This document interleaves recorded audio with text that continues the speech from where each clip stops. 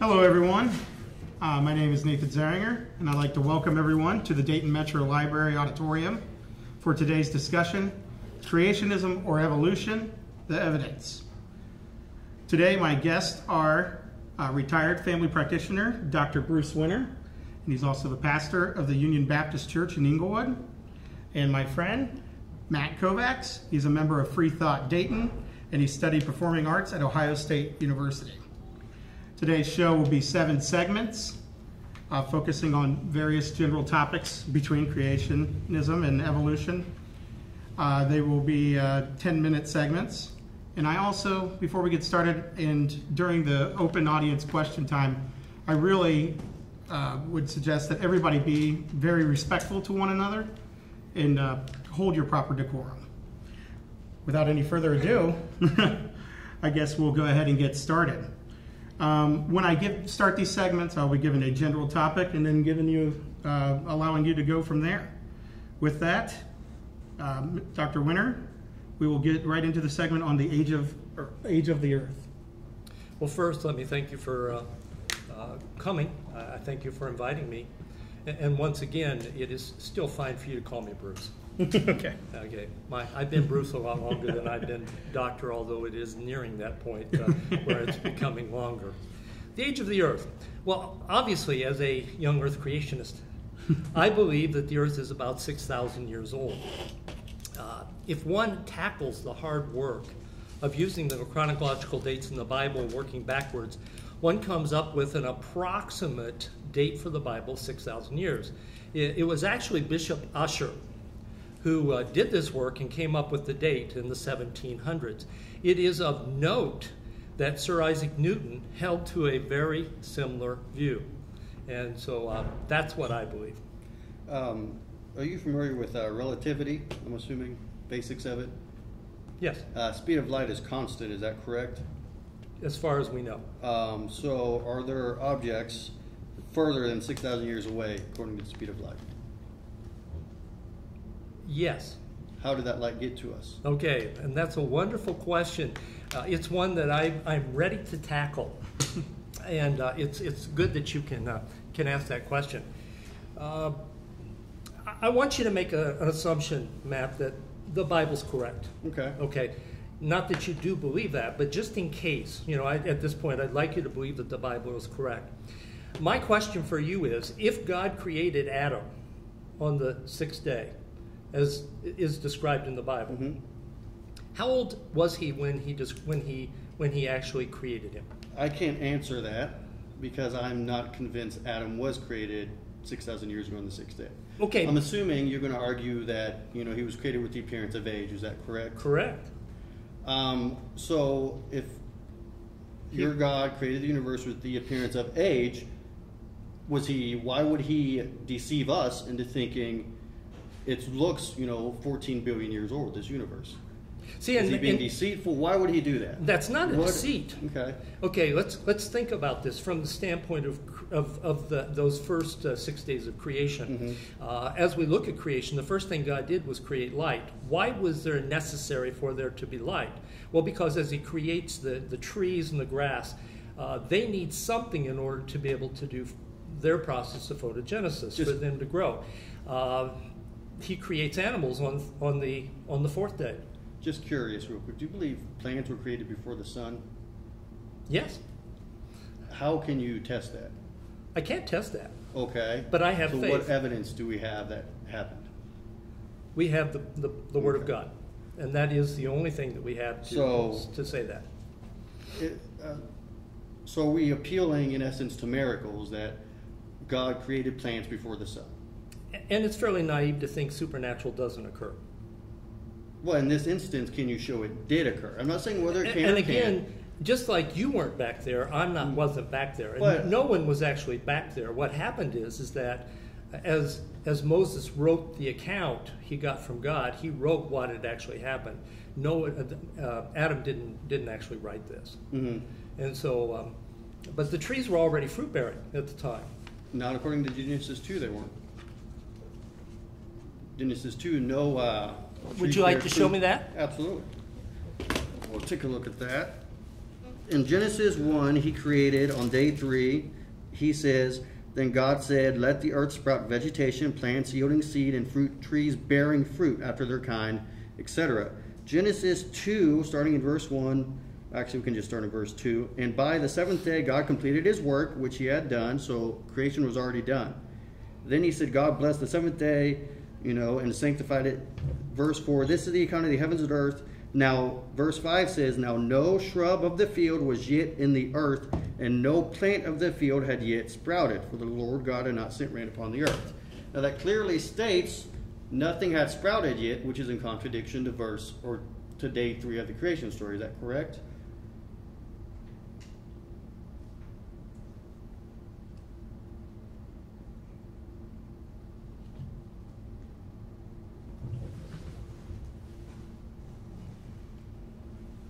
See, my verse 5 says, and every plant of the field before it was in the earth, and every herb of the field before it grew. For the Lord God had not caused it to rain upon the earth, and there was not a man to till the ground. Okay. It's just a difference well, of I'm not a type Hebrew of... scholar, so I'm not sure. Well, and I could get into that. Yeah. We could look And that's at a it. whole We longer- probably don't have the time to be able to do that. So I would say at this point in time that I would end up using Genesis 1, which says that, again, there is a reason for them to have them to be fruit bearing already. Are you familiar with tree rings and how tree rings form? Every Yes. year, annual tree. Are you aware there's a tree called Tiko in Japan, which is dated 10,000 years old? And how do you know that? They can count the rings. They cut it down? Are you saying that they're being? You would have to say the scientists who counted that did that dating method are lying to us.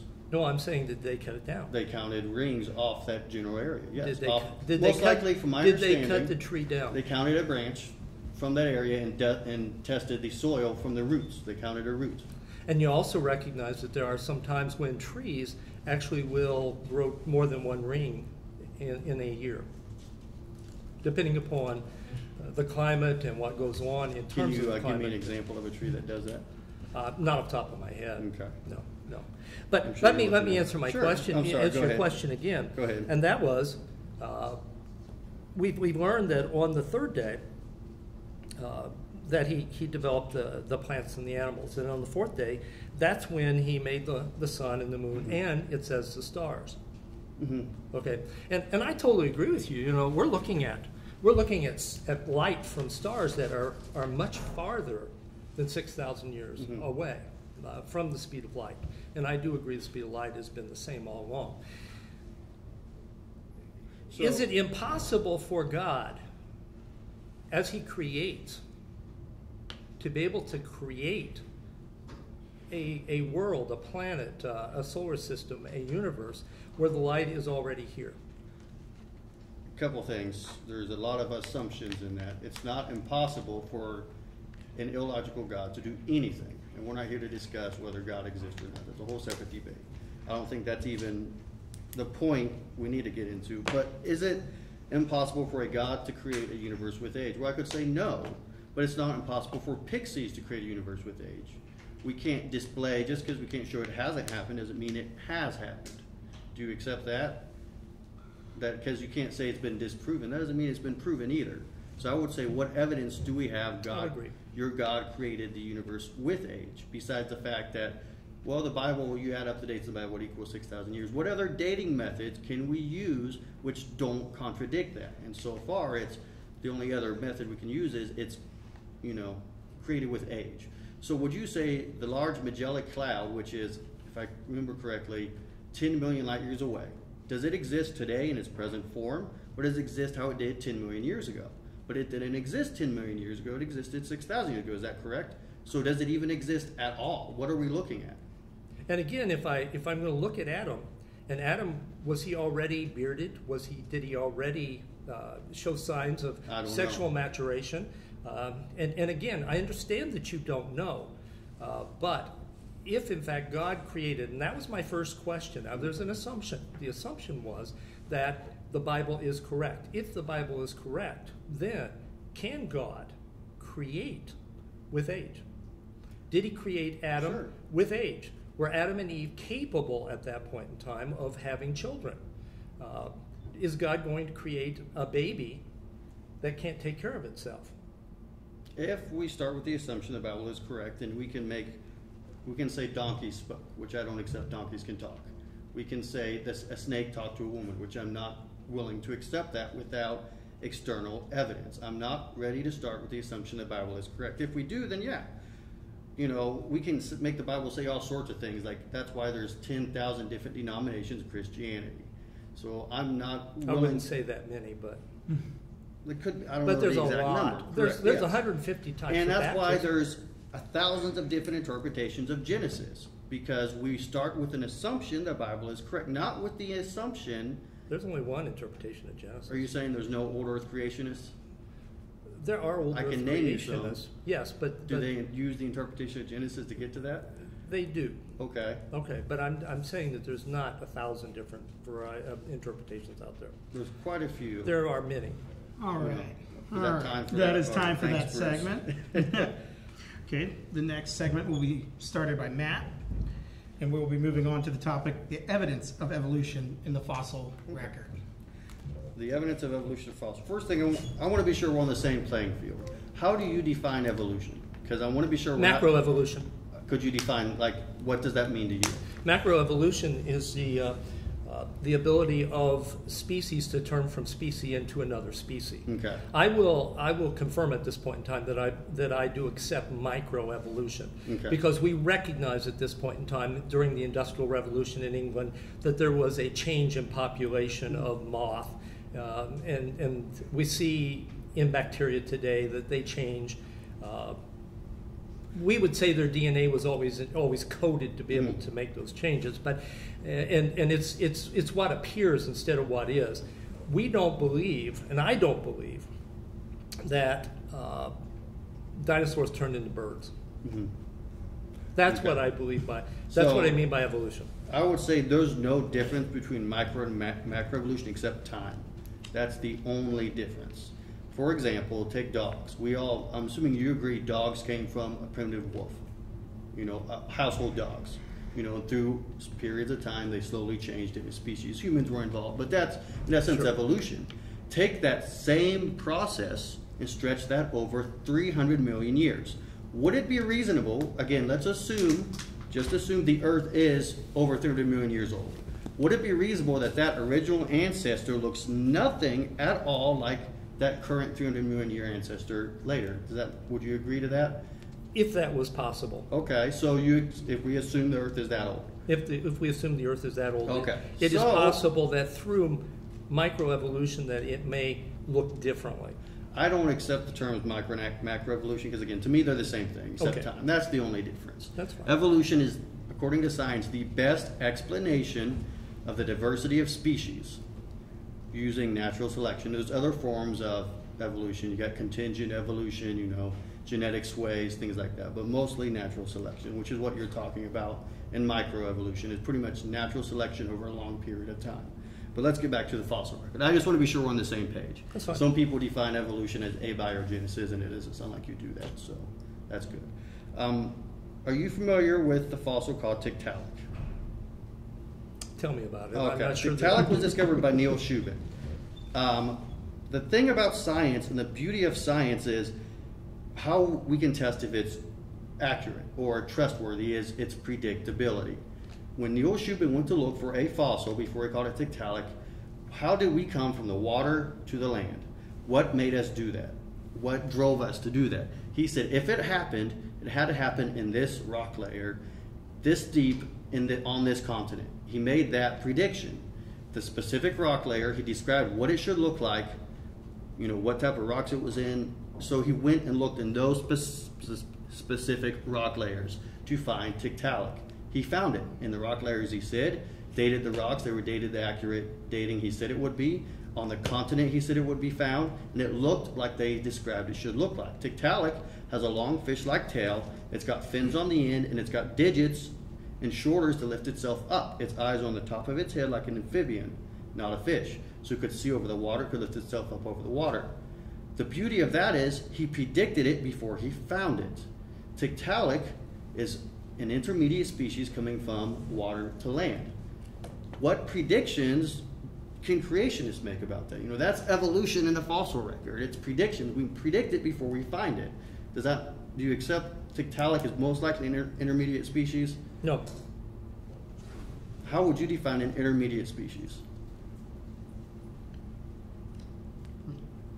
You're generically referring to Just an species intermediate species between land. between species. Or are you saying there isn't? Right. You can't define it because there's no possibility it exists. I agree. Okay. So if we're looking, say we're trying to figure out if evolution is an accurate thing. We make a prediction first. Would you accept that? This is what we should find in the fossil record. That's what science tries to do, is it tries to make hypotheses in order to try to find some type of prediction, and then they change their predictions based upon what actually occurs. Can you give me an example where they've done that in the fossil record? No, because at this point in time, science has the same worldview that they have their same faith-based situation as creationists are. So I don't. So I again understand we all have the same fossil record. We all have the same evidences. But the difference is our interpretation of what that fossil But they're record not interpreting anything. They're saying this is a prediction I'm making before I find it. No, they're interpreting like everything. they did with Australopithecus, the Lucy fossil. They found dozens of those, and they said its jaw should look like this. It should have hind legs like this. It should have it should have eye sockets like this, etc., etc. They made those predictions before they found the fossil. And then they found the fossil and they said these predictions are, again, most likely the best explanation. Creationism doesn't make a prediction about the fossil record. We don't have to, because we explain the fossil record. You haven't. Oh yes, you haven't given me an opportunity. Sure, go ahead. Okay. I apologize. Okay. I don't want to take up all the time. That's not a problem. Recognize that we believe that the fossil record is a effect of the global flood. And again, I want you to make an assumption that, in fact, the Bible is correct. I will make that there is. I mean, I'm not asking you to believe it.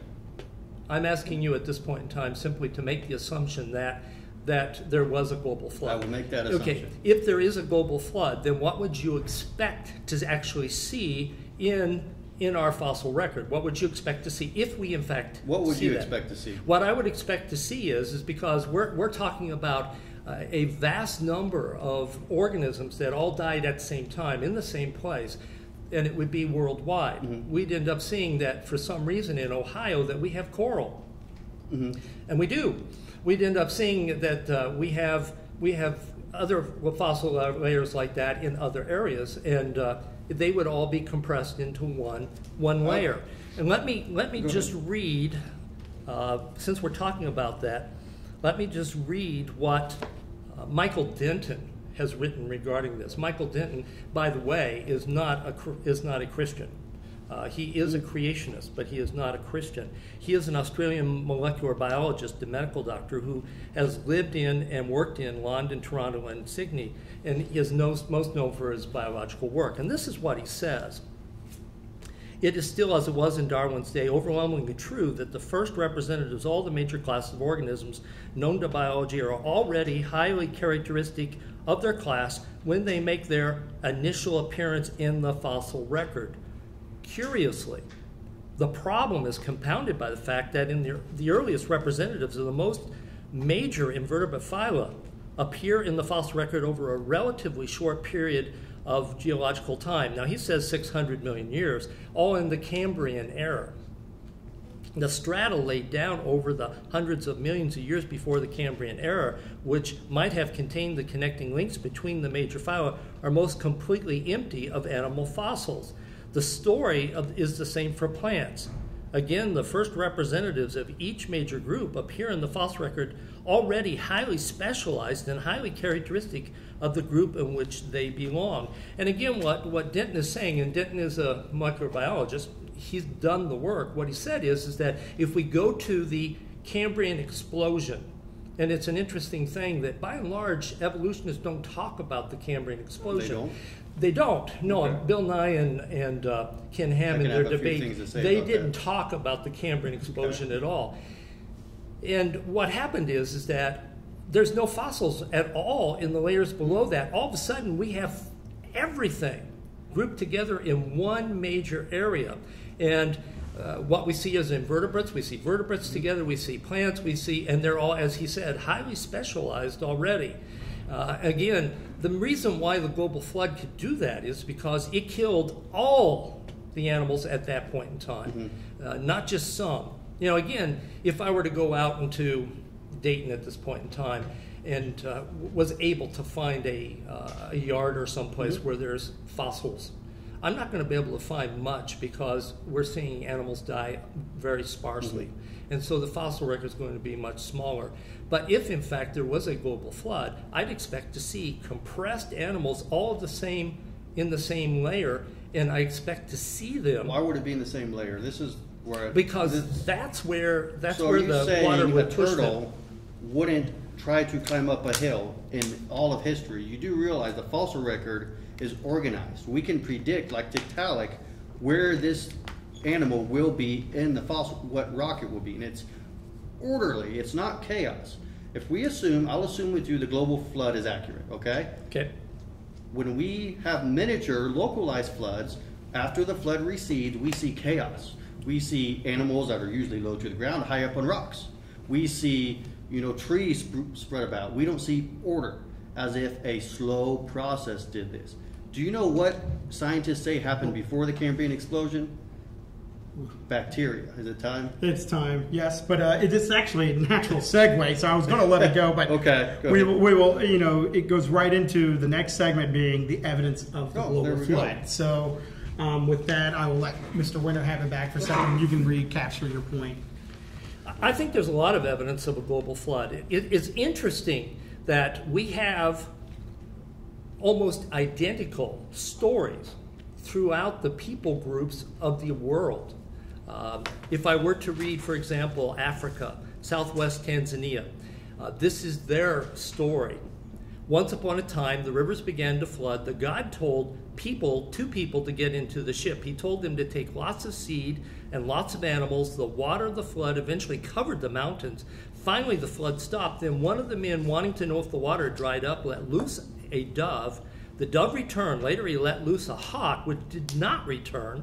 Then the men left the boat, took the animals and the seeds with them. And again, that's almost identical to the Genesis account of the flood. I accept there's lots of different flood myths, so Okay. I accept that. But from China to Babylon to Chaldeans, I mean, again, Mexico has one. The Aztecs had one. I just enjoyed but again, those. we're asking ourselves, let's make a prediction. What would this planet look like if there was a global flood? What it looks like now. Be honest with yourself.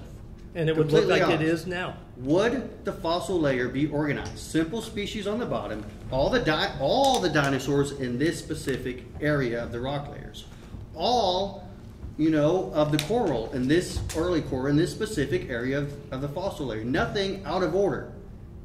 Be honest with yourself. And it's not orderly. It's not. It's Can you not. tell me a dinosaur that was found out of its rock layer less than 65 million years old? Well, since I don't believe that there are any Well, dinosaurs, you believe there's 65 You believe there's million years specific old. rocks. You believe there are specific rocks with specific. And what names. Michael Denton is saying is that in that Cambrian explosion, there is chaos. That it is not organized. That we're seeing them all mixed together The all Cambrian at the same explosion time. ended about 360 million years ago. Well, again, that's what they're saying. We believe that it happened So you 4,500 years ago. You have these rocks, all these life forms. So before the Cambrian explosion, it's just bacteria. Bacteria doesn't fossilize. We have to accept that. It doesn't fossilize. It's hard to find very many things before that. So then we have all these life forms of the Cambrian explosion.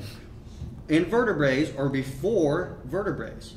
But in the Cambrian explosion, we see vertebrates mixed with invertebrates. But they're intermediate. They have certain parts. They have certain, like Tiktaalik, digits, but their hind legs or fins, things like that. But they're all the same species in this same rock layer. You're not going to find Tiktaalik in a rock layer that's 60 million years old because it existed in the Cambrian explosion 360 million years ago.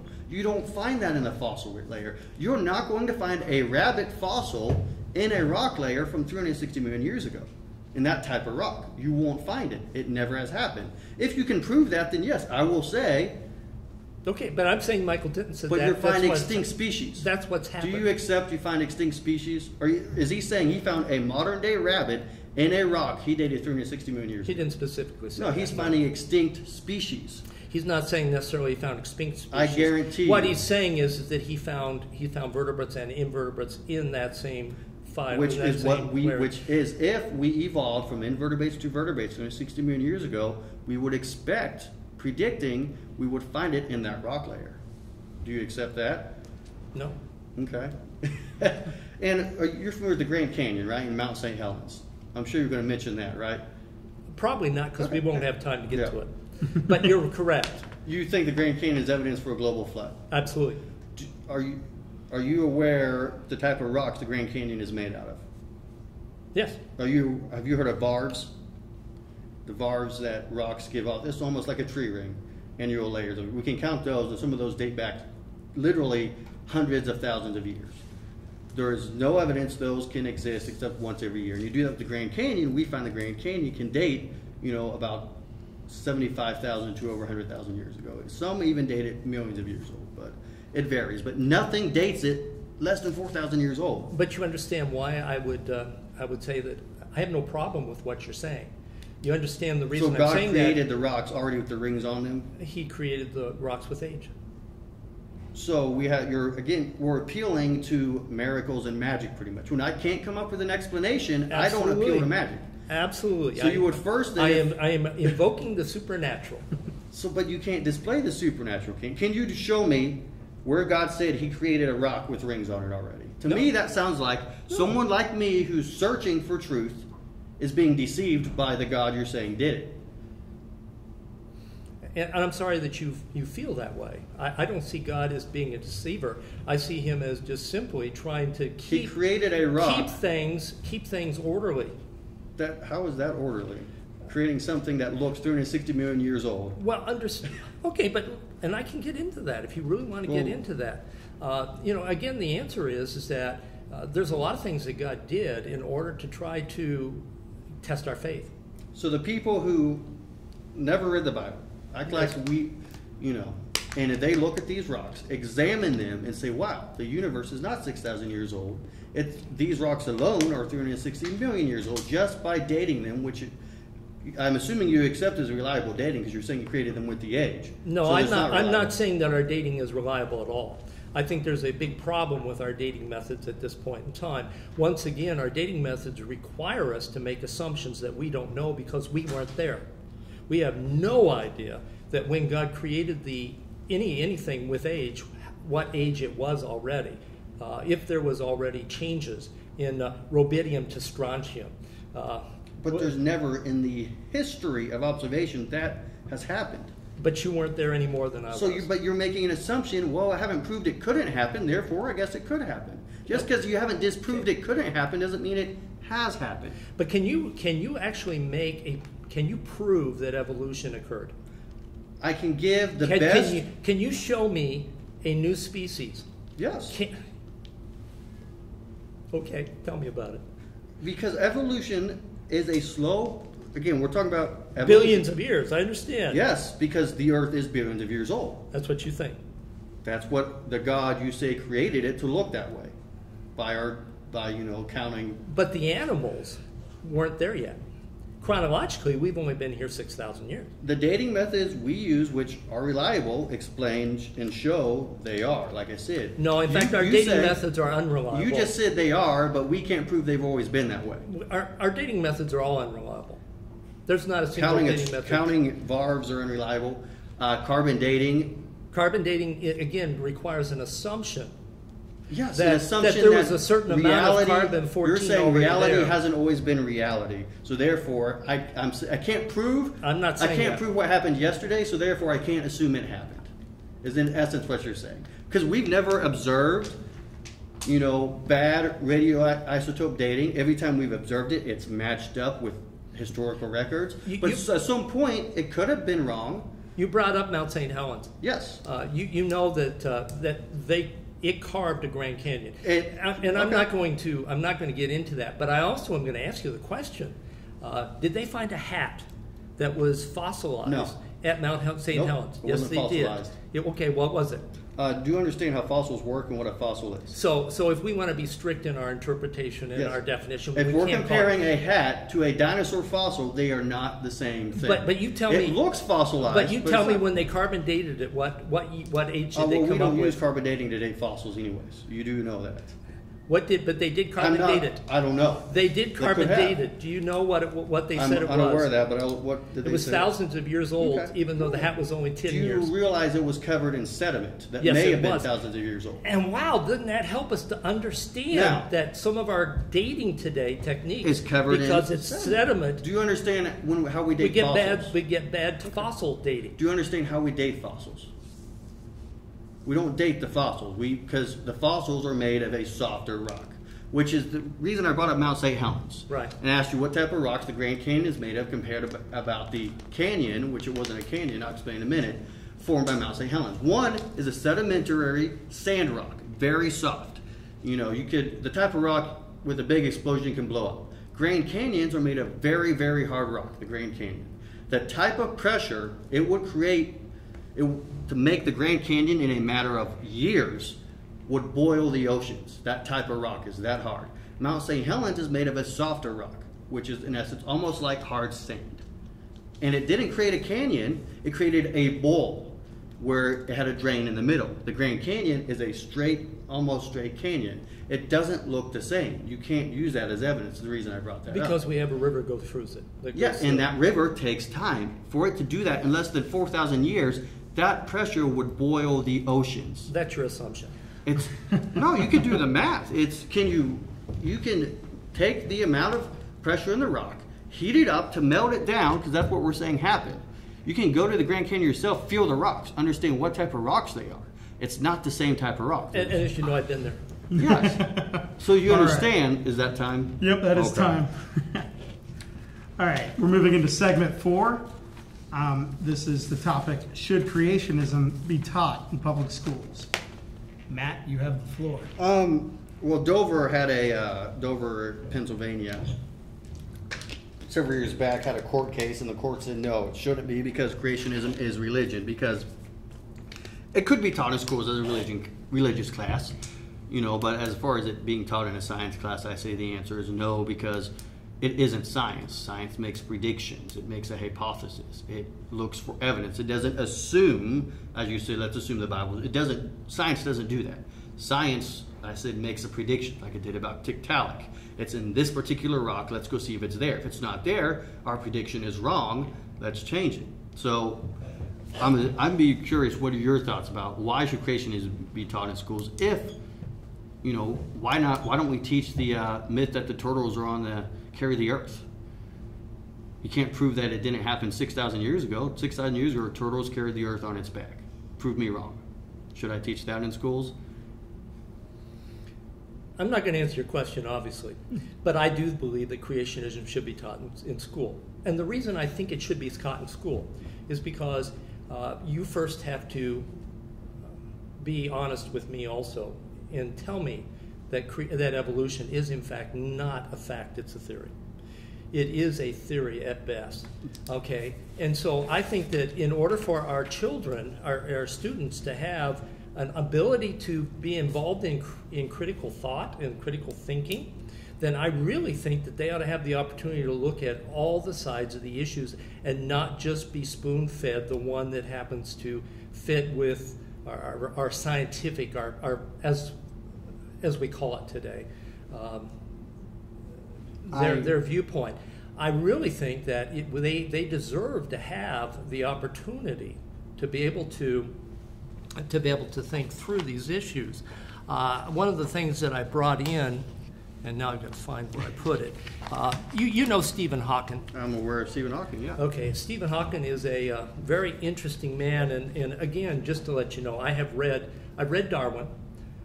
Darwin made the point that if we could find something that could not have occurred by evolution, then his whole theory is wrong. And frankly, our clotting system disproves evolution. Regardless of that at this point in time, I've read the other individuals that are involved. I've read the major players because I think that in order to make an informed decision, you have to read everybody's work.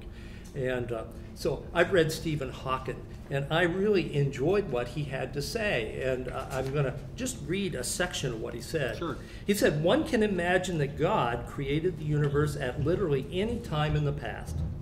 On the other hand, if the universe is expanding, there may be some physical reasons why there had to be a beginning.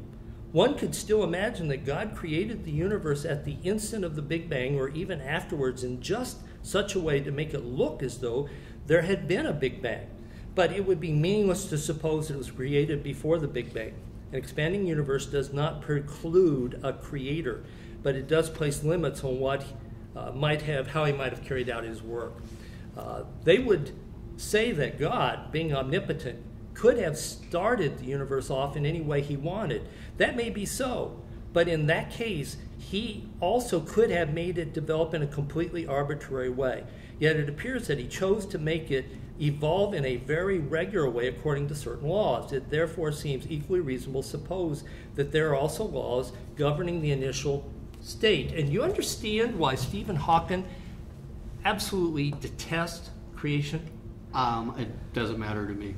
Okay, and the reason why is because if we acknowledge the truth that there is a God, now all of a sudden there are implications that come out that cause me to have to deal with life in a totally different way than, and Stephen Hawking is honest enough to say he believes that there is a first cause.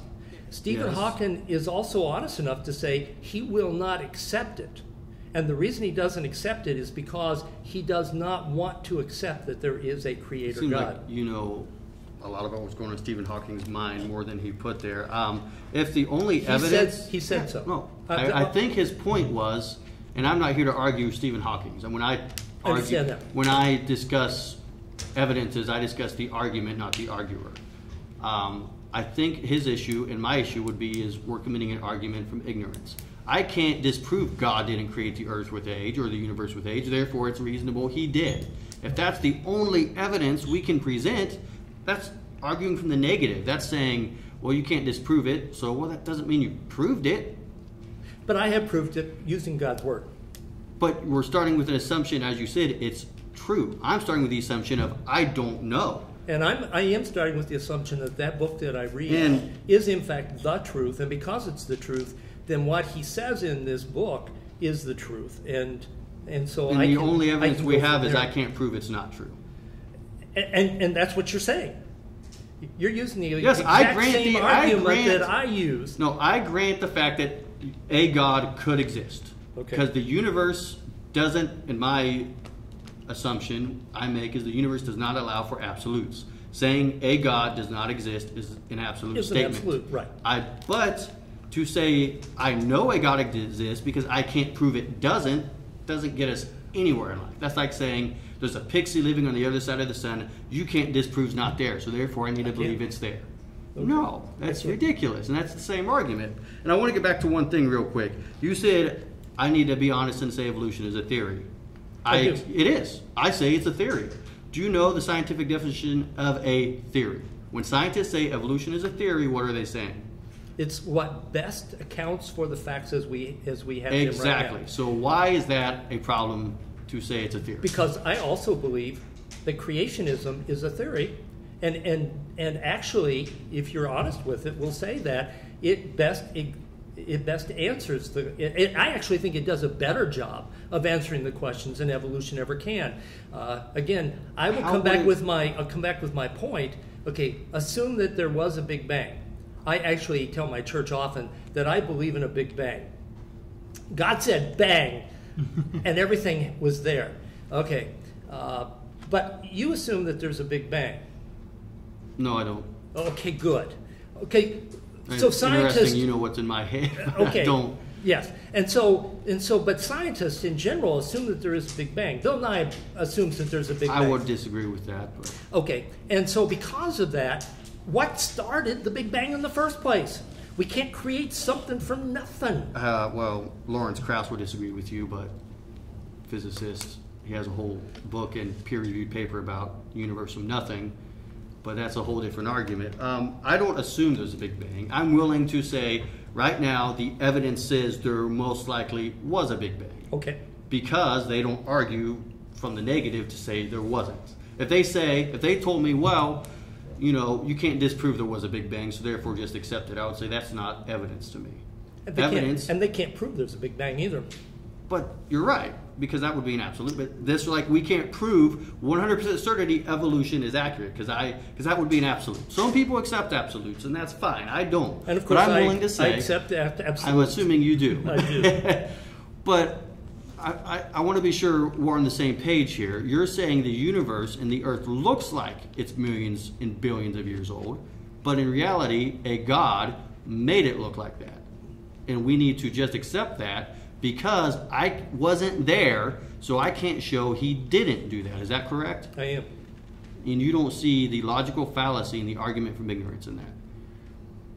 I understand that you believe that there's a logical fallacy. I think that you're incorrect. Okay. All right. Well, that wraps up that segment. We're going to move into an intermission.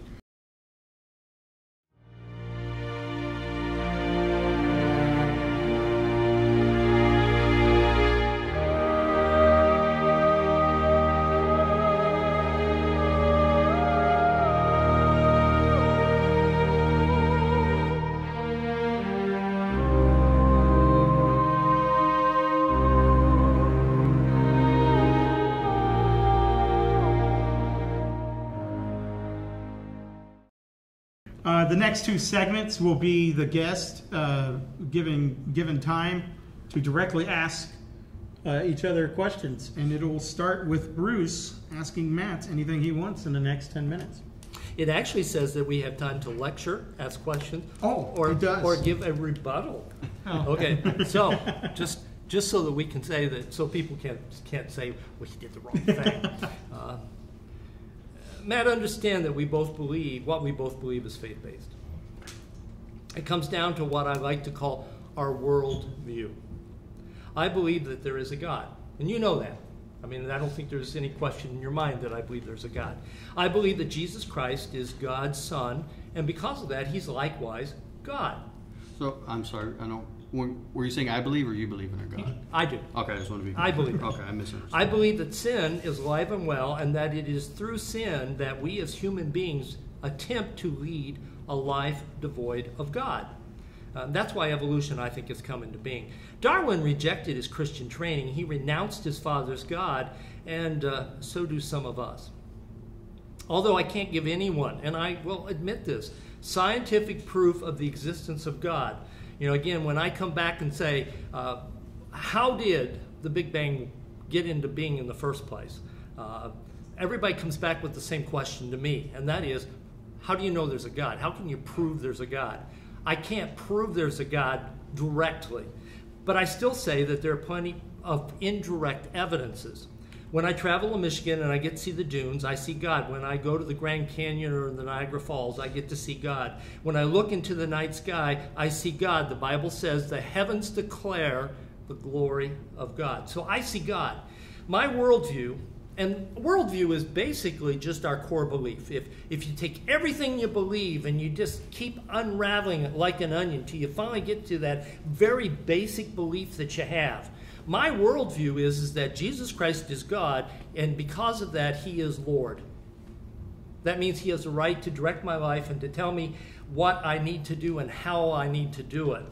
And again, understand, Jesus Christ died for my sin, rose again on the third day, in order that he might give us victory over death, over sin, and over hell. I owe everything to him, and because of that, I look at life from a different worldview than other people do.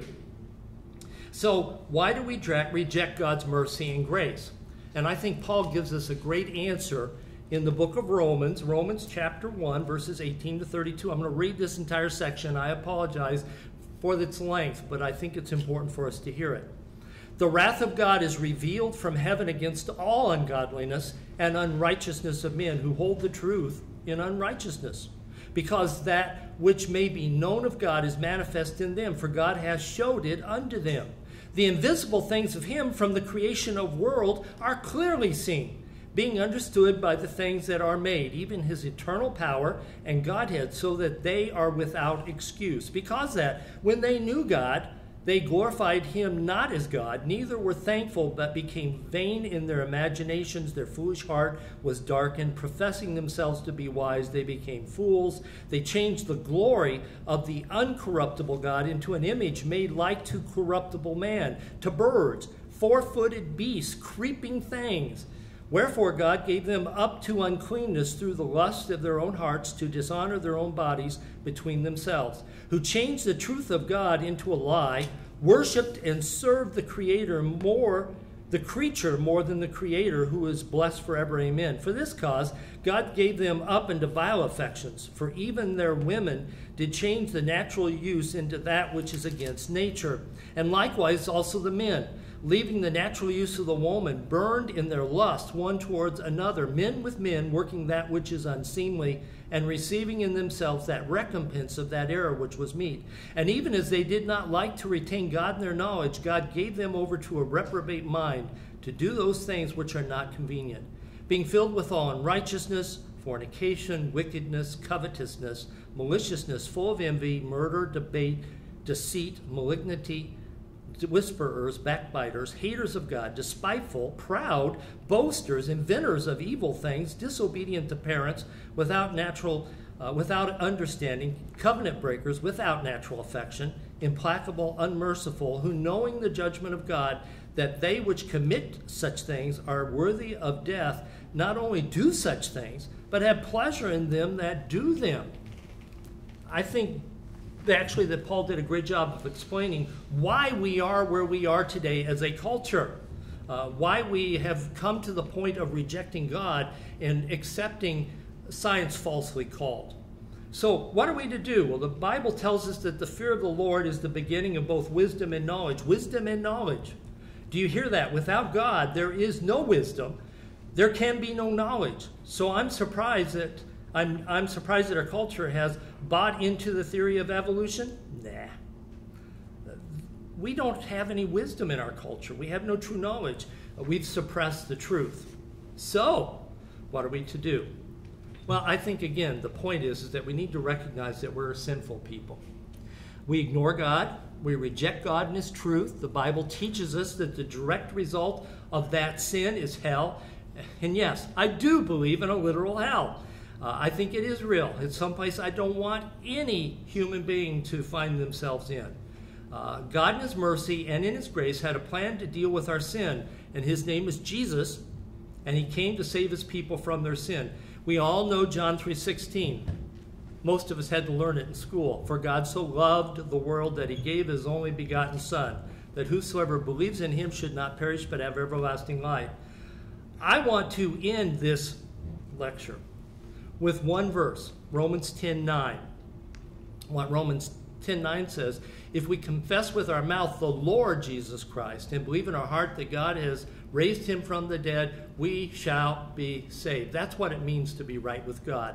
We need to understand that historically there was a Jesus and he did everything the Bible says, and that he has the right to be Lord of our life. And again, we can do that by receiving Jesus Christ as our own Savior and Lord. So let me finish by asking Matt a question. I know that you grew up in church. Mm-hmm. I know that you've even attended our church. I know that there were individuals who may have taught you. I don't know if they're here tonight or not, but you were involved in the teaching method. I know something happened at Scioto Hills, and I don't know what it is, but my question for you is, won't you confess your sin and repent? Jesus is standing there with open arms, and I am done. Well, you said a lot there. If I felt like I had a God worth confessing to, I may do that, but I'm unconvinced I have one. So, accepting evolution doesn't mean you have to be an atheist. Me not accepting your God exists has nothing to do with whether evolution is true or not. That's a whole different argument, and we can get into that. But there are many Christians who accept evolution history. Is this into my time now? No, you're That's good. fine. I don't want to take into your time. So My time's done. there are many Christians that accept evolution, and you do think those people are actual Christians? I doubt whether some are. So you have to be a six-day creationist to be a Christian. No. Okay, so there are some Christians There who are accept some evolution. Christians who So- are deceived. Okay, so accepting evolution has nothing to do with atheism. Do we accept that?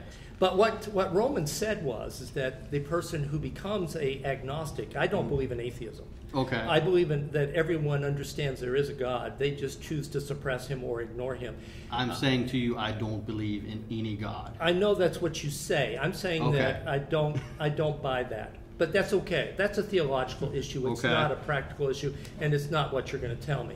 But what he's saying very clearly is that people who have chosen to suppress God, the belief of God in their life, they end up believing things that don't necessarily make sense. Mm-hmm. And evolution is one of those things. You see, you have an understanding that Genesis 1 tells us there is a certain order of creation.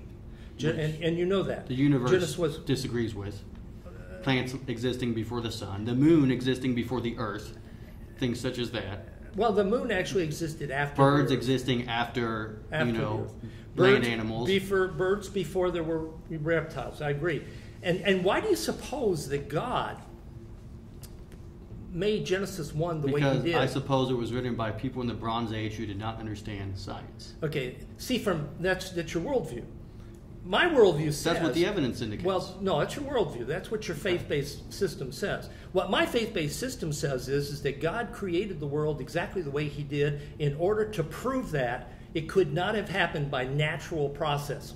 He did it that way on purpose to show that it couldn't happen by natural process and to give us an understanding that we need to buy what he says on faith and not, So he put and not on facts. deceptive evidence in front of us, so we would ignore the evidence and blindly follow him. And I will not allow you to use the term deceptive because I do not But that's think what that it- God to me, has that's ever- how it sounds. That's what it sounds to you. Okay. What God has I'm done, not being disrespectful, just to me how you're wording it. I what he's apologize. done is he has put the evidence out there, and now you, from God's word, have an opportunity to either be able to believe the Bible or not. Well- Those people who call themselves Christians who are willing to throw out Genesis 1, I have a real problem with their faith.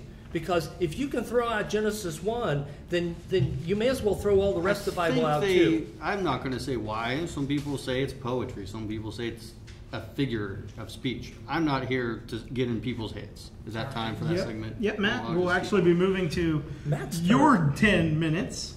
Okay. Uninterrupted, if you will, Like- unless you ask questions. Yeah, well, like I said, evolution doesn't mean you're an atheist. There's many people who believe in many different gods who think evolution is accurate. You know, there's many Muslim scientists. The Catholic Church obviously believes in a God, something very closely resembling your God, and they accept evolution. So, me being an atheist has nothing to do with, you know, the creation story. I don't accept the creation story because it says plants existed before the sun. It says water existed before the sun. It goes against everything we know about planetary formation, about the way life started. And you're saying because I can't prove, or because I wasn't there to say that's not how it happened, therefore it's reasonable it did happen.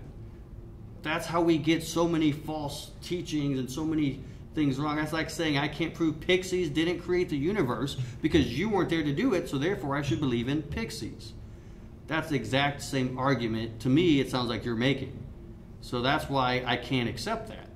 I accept, you know, I don't care if Stephen Hawking is a Christian, an atheist. I don't care. He's an atheist. I could care less.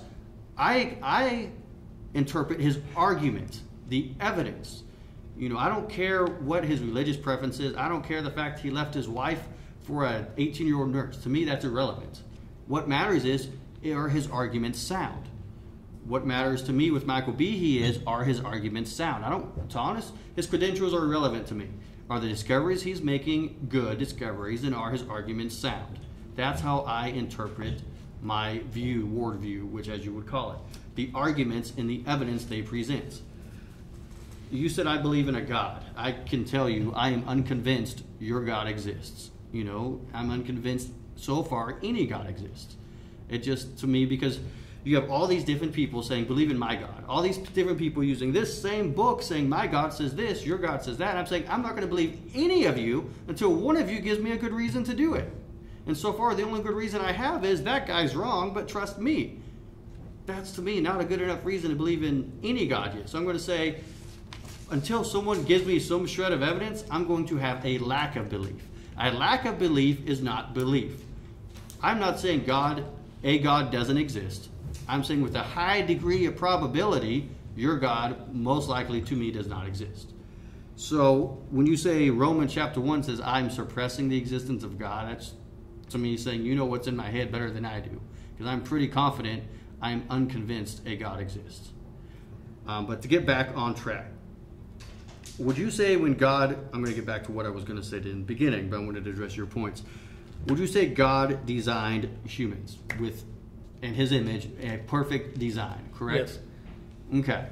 What would we find in a perfect design of a human being? Jesus Christ. Biologically, what would we find? Would it be reasonable that our DNA messes up constantly, that during the mating process we can have double chromosomes or chromosome 22 to give us Down syndrome? That's DNA copying wrong. Would it be reasonable that every human being grows wisdom teeth because our jaw isn't big enough to hold those teeth, so 80% of the human beings have to have those teeth pulled? We have to make these predictions about the universe and then see what's in that universe. Is it reasonable that a God designed us with DNA in mind which doesn't work properly? A perfect, infinitely intelligent God designing a human being which DNA messes up all the time. There's babies born with organs outside of their body because the DNA messed up. There's people born all the time with Down syndrome because the DNA miscopies a chromosome. I mean, what kind of perfect God would design DNA in that way? And you're going to say it's the fall did this, right? I am. You're going to say, well, it's because of the fall. I am. So because Eve listened to a snake, ate a wrong apple, infants are born with organs outside of their body and suffer and die for months at a time. Innocent children. But No I one's would say predictions in evolution, we would expect to find parts of our body that don't work right because it's left over. Why do males get hernias? Why do males get hernias and females don't? Do you know? Females do get hernias. Not the type males get. Do you know why? Yes, they do. Well, you should know this. You're a medical doctor. I'm not going to get into debate, but it's because when we form, our testes form in our stomach, right? That's correct. It goes down and it weakens that lining in our stomach. Correct. No, in the lower abdomen. Whatever, yeah. But in fish, that's where it forms. Is that correct? Fish, the testes form there and stay there. But because we have that same DNA of fish, over time, we're pretty much jury-rigged fish. And if that's a prediction we can make, we would expect to find in our development, or unless you say God designed it that way, God designed our testes to form up there, weaken our stomach lining to give me a pretty good chance of a hernia at some point in my life. Did he design it that way? No. Okay, but that's just how it is. So, or is it predictable that it was a natural process that is an imperfect process over time, and we just have leftover parts in our development? Again, I'm looking for evidence and predictions, and then saying, what predictions do I find in the universe? That's a prediction for evolution, that we have parts of our body that don't work right because it's left over from other species which are long extinct. Do you know 99, or I say I think it's the exact number is 98.5% of his species that exist on this planet is extinct? Yes.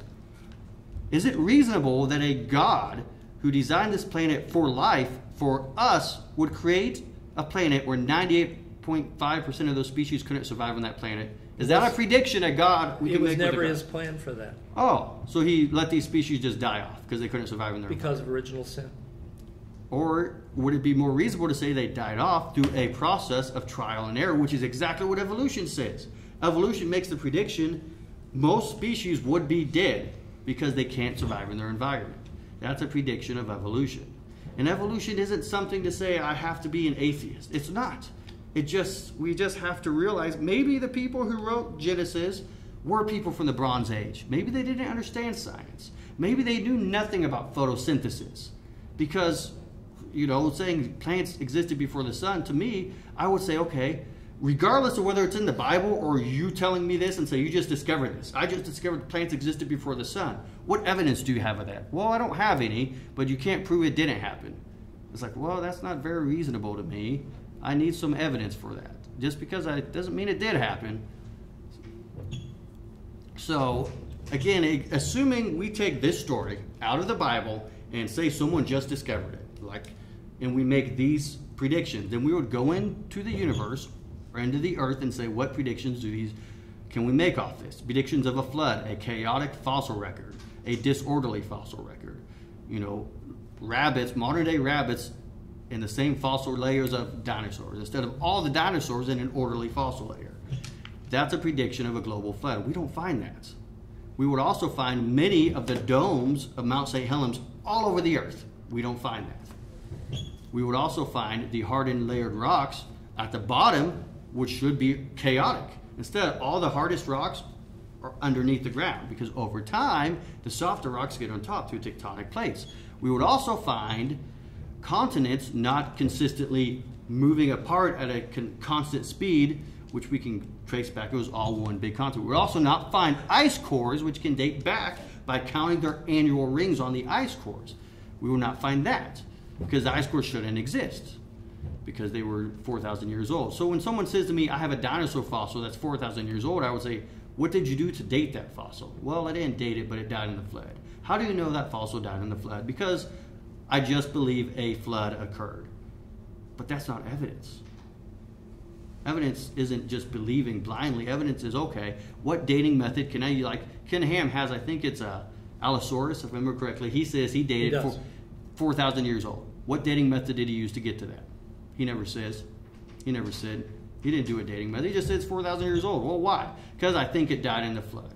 I need some external evidence for that here.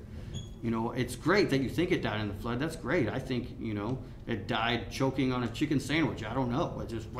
We just can't make it up. We need external dating methods for this. And that's, I'm done. I'll let him respond with the rest of my time. I said a lot there if you have anything to say. I think you wrapped it up almost right on the 10-minute mark. Okay. So, with that, we're going to be moving into audience questions. It's a 15-minute segment. And I see hands popping up already. I would like, if we can, to somehow balance them between questions for Matt and questions for Bruce. Bruce, sorry. Not a problem. All right, I'll just start with the gentleman in the first row. Hello. You, Reverend, stated literally you accept the Genesis 1 account, which says that God created all the animal kingdom on days 4 and 5, and then man and woman on day 6. Does this mean you reject Genesis 2, where it says that God created man, and then created the animals and brought them to be named, and then later created woman? See, I look at Genesis 2. Pardon me? I look at Genesis 2 as being the same as Genesis 1. Genesis 1, no, they are. Well, I think once you ask the question, just let him finish. Is that fair? Okay. Thanks. Okay. If I'm not understood, I want to correct. Okay. Well, I Once you're not understand what you're understanding- saying. I do understand what you're saying. Genesis 1 said actually that the animals were created on day 5 and 6, and not day 4. Okay, 5 and 6. And again, on day 5, what ended up happening is that there were birds and there were fish that were created. There were actually whales. It says there were mammals that were created on day 5. Day 6, then all the reptiles and the other land animals were created. Okay, I take Genesis 2 to be an expansion of what actually happened in Genesis 1. So Genesis 6, what we see in Genesis 2 is what actually occurred on day 6.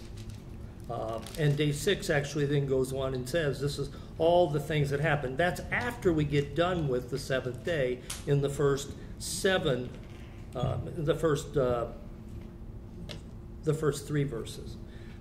And so he goes on and expands actually what happened during that time.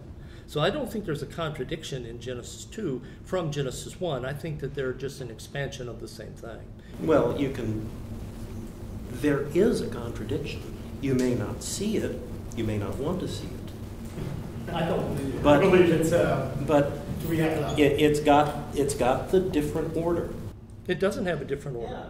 Well, I think it's just an interpretation of what you both have as you're, we got. I'm telling you literally what it says. Well, literally, yeah. I mean, he sees it as a microcosm of what happened on day 6, and you see it as. I am taking it literally. But takes it. I take 2 as an expansion of 1. And so when he talks about this, those are the things that happen. Genesis 1 doesn't necessarily say. What Genesis 1 says, God said, let earth bring forth the living creature after its kind, cattle, creeping thing, beasts of the earth after its kind. It was so. God made the east. And then he does say, and God said, let's make man in our image. Now, what we see actually go on, he took the man and put him in the garden to dress it and to keep it. And then out of the ground, the Lord God formed every beast of the field. And I do agree that but it's still within day 6. And what we actually have is an expansion of what actually occurred during that 6th day. Okay. We'll move to the next question. Just go with the gentleman with the book in his hand. Okay, I have a question for you. What defines there's the topic about the global flood. What exactly defines global? As in, people in the Bronze Age. What was the question for? I'm sorry. Yeah, It was for him. Bruce or me? Yeah, it was for- I didn't sorry. see your point. Anyway, what I was saying is that in the Bronze Age, and actually up until even the 1900s, people often didn't travel outside their village. So what could be defined as global could be just their village being flooded. I mean, But once again, as I was trying to say in that section of topic, is that we have, throughout the entire world, we have a historical interpretation that actually says there was a global flood. It's kind of an interesting thing. I didn't read all the stories, but I can go to ancient Greece. I can go to almost any of the different cultures. I can go to China, and I'm going to find that they talk about a global flood. When I define global flood, to answer your question, I mean a worldwide flood that actually was over the entire earth. well, I'm sure their globe for us and for them is different. And for the cultures you've mentioned, they all developed around, if I recall correctly, areas with lots of water. So it's not very surprising to hear at some point they would have experienced a bad flood. I don't know that Gilgamesh did. Tigris and Euphrates, yeah. Because they were just small rivers. They still flooded quite a bit. They did flood quite a bit, but they didn't flood the entire land. All right. Move on to the next question. Do we have? Well, This one is for Matt Kovacs. With all the amazing scientific advancements we've had just in the last 15, 20 years, it's just astounding what we have discovered.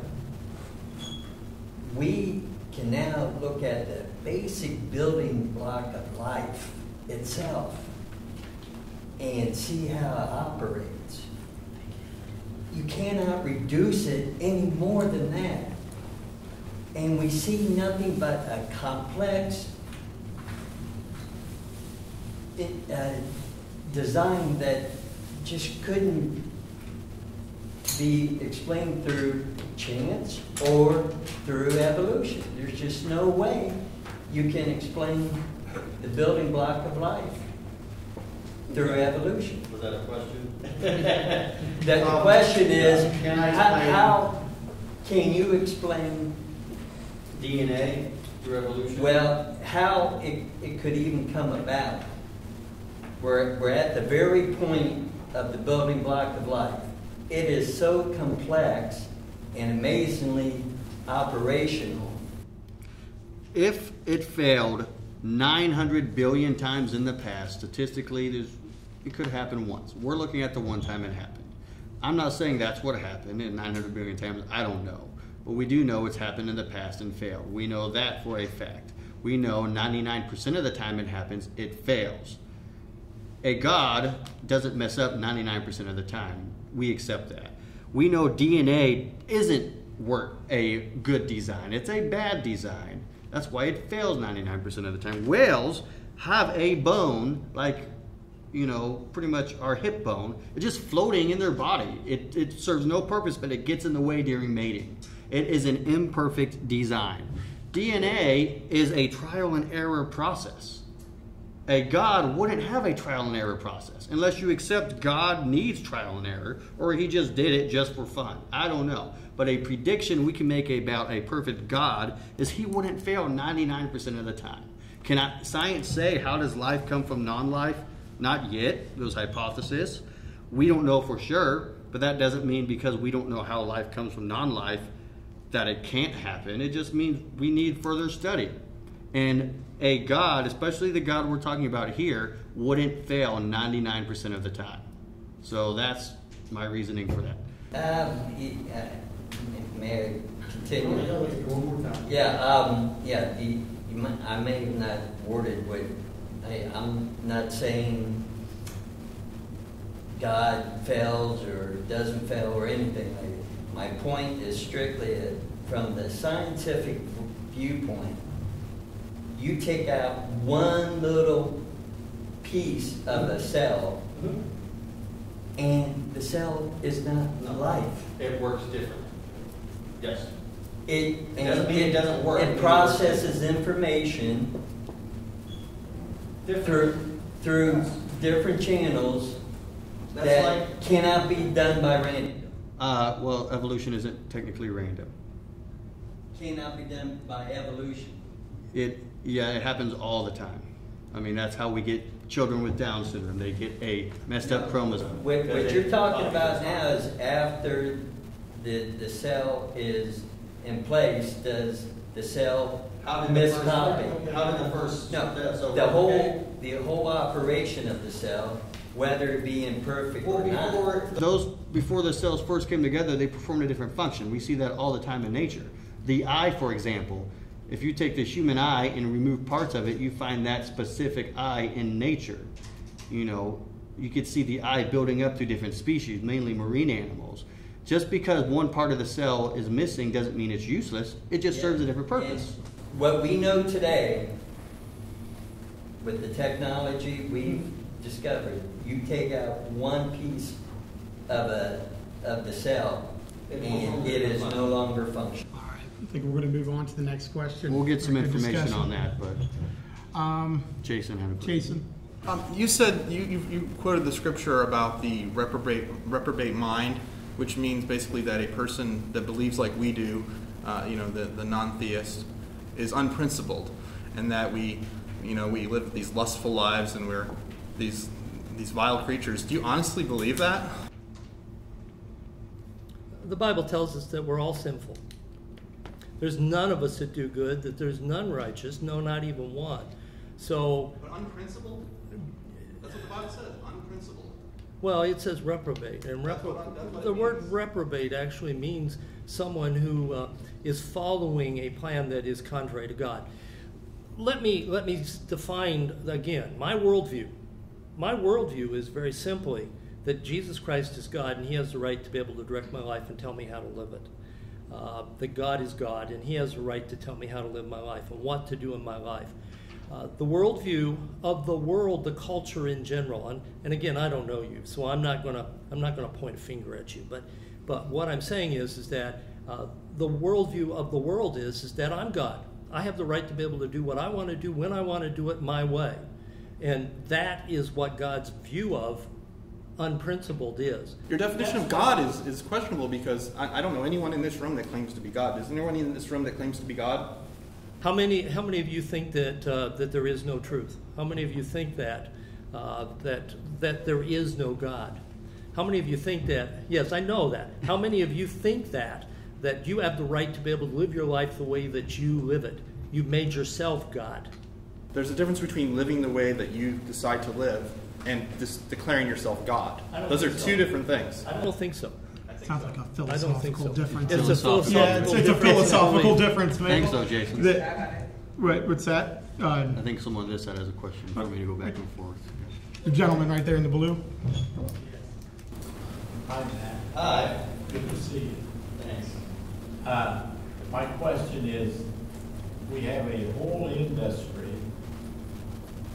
based upon the belief that man has a psychic. We call them psychiatrists. Mm-hmm. Now, the psychic is the soul. That's what's energized when you love your wife. Mm-hmm. That's what's is active when you love your parents.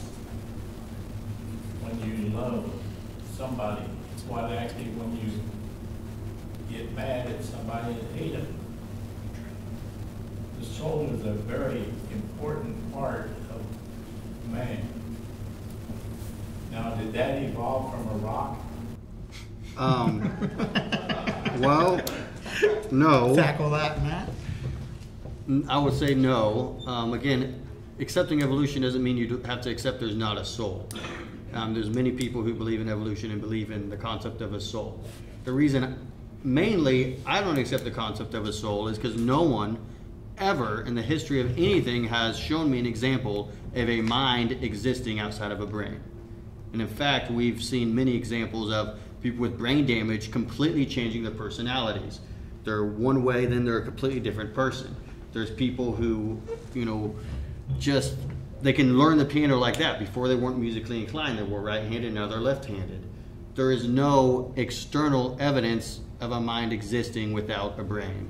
And that would be probably the first stepping point of any investigation is it even reasonable? Does this thing even exist in nature? And No, I never said the soul existed apart. I know there's a close connection. When I hit my thumb with a hammer, it brings tears to my eyes. Mm-hmm. When a loved one maybe dies, I misunderstand how you define soul then. well, when a loved one dies, it brings tears to my eyes. That's a soul working in conjunction with the physical body. Mm-hmm. There's parts of our brain which, when removed, and we've actually done this in people with brain damage, where they no longer have emotional attachments. People, I can't remember the name of the disease offhand, when they get brain damage, they recognize the person's face and body, but they think they're an exact replacement because they lose that emotional connection to them. It's like they've been replaced with a clone. I know they have, but that part of their very specific part, and they can predict which part that is, has been damaged. And they can predict when they come out of the coma, they're going to have this disease, where they're no longer going to have any emotional connection. So you're saying the soul is purely physical. I'm saying I, at the moment, don't accept a soul exists. All right. Go to the gentleman right there in the gray shirt. Sorry. Yeah, okay, so I don't plan on doing this back and forth, but I do have 3 questions for Matt, if that's okay. Sure. I'm just curious to hear your answers. Because I assume that a lot of people are going to ask questions to the Reverend over here. Okay, so first when we were talking about dating, you were talking about how science, and we have these reliable, sense of dating, how, this dating says this, and this comes to say the same thing. And then when he brought up the point about Pat, then you turn back to say, well, no, carbon dating actually isn't reliable. Can you clear that up? Yeah, I think you misunderstood. Carbon dating doesn't work beyond certain thousands of years. I don't know the exact. I think it's between 10 and 40. Anything beyond that, carbon dating is kind of useless. There's other types of dating. There's uranium dating. Lead is the oldest thing they can date. From my understanding, when they dated this hat, which found out saying they dated the sediment, not the hat itself. It was covered and hardened in a sediment. It wasn't a fossil because fossilization requires a different process. But the sediment itself was dated several thousand years old, which is in no contradiction at all to what we would expect the sediment age to be, because it's a softer sediment. It's not hard like the hardest rocks, usually the older rocks. Does that make sense? Did I clear that up? Yeah, thanks for clearing that up. Okay, second question. Back to the education. The one we talked about in 2 seconds. Right. You made the point that creationism should not be taught in schools because there's simply not scientific evidence to support it, which, okay, great, I love that. I stand behind that. But right now, we're also teaching the idea of an origin of species in school, which also does not necessarily have any sort of concrete evidence, just that idea by itself. Do you think that the origin of species? The origin of species. The idea that all species have evolved from one organism.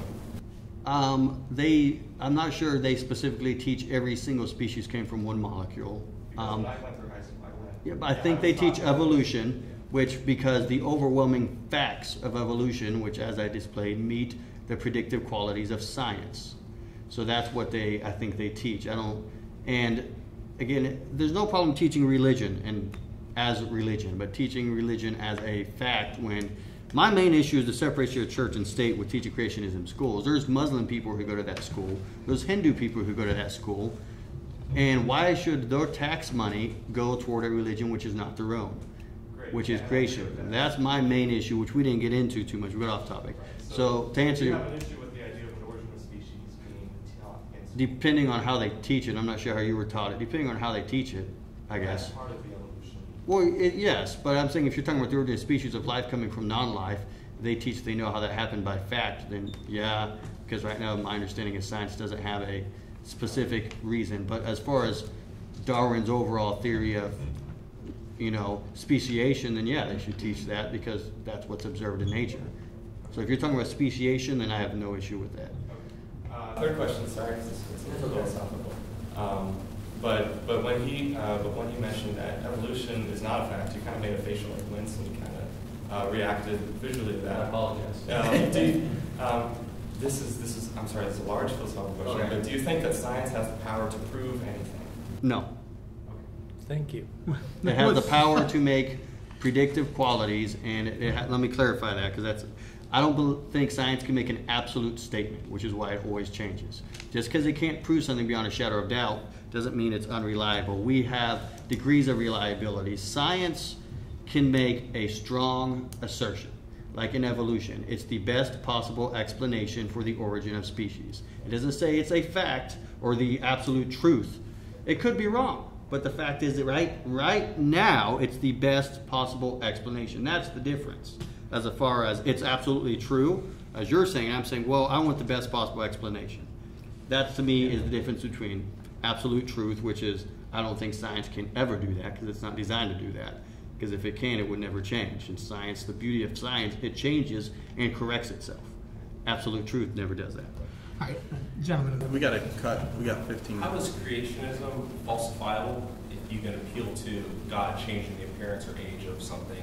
You said creationism was a better scientific theory than evolution. How is it falsifiable in a scientific sense if it were a scientific theory that's proposed? Well, I understand that you're asking me that question. First, I do want to come back and say again that evolution is still theory, and we need to. And I appreciate the fact that you admit that science can't always do that. You keep talking about predictability, and do you understand that the Bible actually does and has done something very predictable? The Bible is predictable.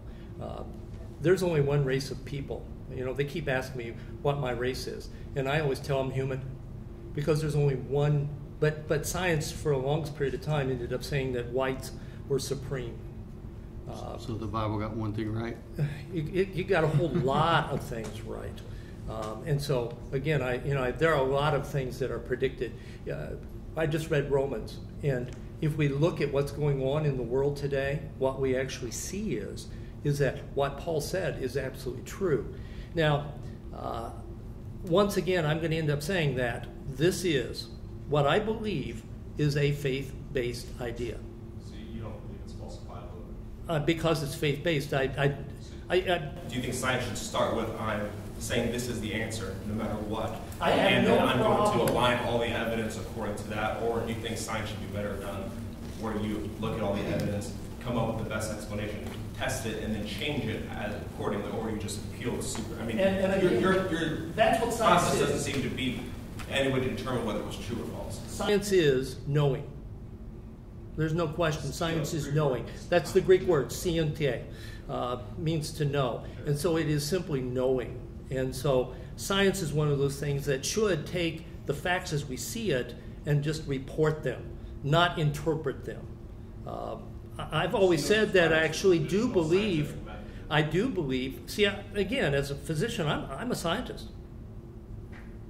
It might surprise you to hear, but I did science every single day of my life because that's how you diagnose disease. But do you decide what disease the patient has based on their runny nose that's why they have. No, I wait and I look at symptoms and see what they are, and then I diagnose based upon what I see, because that's what science really is. It's something that is recognizable, that you can actually identify. That question was asked: what, if anything, in the world would change your mind, would change your thinking? Matt Zehringer said that if there are certain things that happened, he would change his thinking. Would I change my thinking? I actually went so far as to say that I would. If a flying saucer came down from the planet Mars and landed on Earth, then I would have a strong problem with my worldview, with my thinking. And there's theological reasons, I won't get into it. But that's about the only thing that would change my worldview. So do I think that it's falsifiable? No. Because again, it is, but it's just like, as we've been saying all along, evolution, there is no way to prove evolution. All the tests that have been done, all the scientific studies that have been performed actually have failed to actually show that evolution could work. I mean, they just have failed. All right, we'll keep it. Lansky has made. It's past the 15 But they minutes. We're tried gonna to get one do more question, that. and They I know tried he's to had do his that a hand up. second time, and they couldn't do it again because We have to amino get here at acids 6, don't we? mess up the right. process. We have like time Yes. for one more question. One more question. We're going to go with him. I know he's had his hand up the entire time. Briefly about world views. If we appeal to doctrinal explanation that certain of our observations, what our instruments tell us, what our telescopes tell us, what have you, are suspect or erroneous, well, because the doctrine says so. And if we accept that, if we go with that explanation, then on the basis of that, why would we not throw away other of our knowledge, predictions, and what have you based on evidence? In other words, if we accept that God created the world to look like it's old, why would we not accept that God worked in this medical patient the evidence of a certain disease to make you think that he has that disease, whereas in reality he doesn't? In other words, where do we draw the line? And we have to draw the line, as every scientist would, at looking at the truth and looking at the facts to see what they actually show. But the difference is that if my worldview is that God is behind the process that's going on in front of me, then it will change the way that maybe I take care of it afterwards. You know, again, good example would be, okay, I diagnose you with pancreatic cancer as a doctor, and I'm going to tell you that you have almost no chance of living. So you ought to just give up and shoot yourself. Now, that's what naturalism would teach you, that maybe you should just do that. But as a Christian, I'm going to end up saying that there are possibilities that your pancreatic cancer might be taken care of that are beyond the capabilities and the possibilities of modern science today, and that we shouldn't give up hope. We should continue on trying to do what we can possibly do no matter what. And that's what my worldview does for me in dealing with medicine in general. It does the same thing with this debate between evolution and creationism. My worldview says that I believe that there is a God and he has designed this world in a way. You see, the problem with evolution in general has been that evolution teaches us that we're all mistakes, that we just kind of happen by dumb luck. And that there's a possibility at some point or another something better is going to come out than what we even are today. That's not what creationism teaches. Creation teaches us that we are the supreme, at this point in time, of creation. That God has given us a soul, has been talked about. You know, if you don't mind my interrupting, it's funny that you mentioned this because my mother is dying of pancreatic cancer as we speak. Well, I'm sorry. But my question to you is, given your worldview, why would you prescribe scientific medicine? Why would you prescribe gemcitabine or whatever, chemicals, instead of just praying about it? And I do both. Because God gave doctors wisdom in order to be able to try to help the natural processes. I'm not against naturalism. I'm not against natural processes. They exist. They are real. What I'm saying, though, is that there is a time when the supernatural gets in the way, that God himself actually comes in and acts. One of the men back here, his wife was diagnosed with pancreatic cancer. 5 years later, she's still alive. Should she be? No.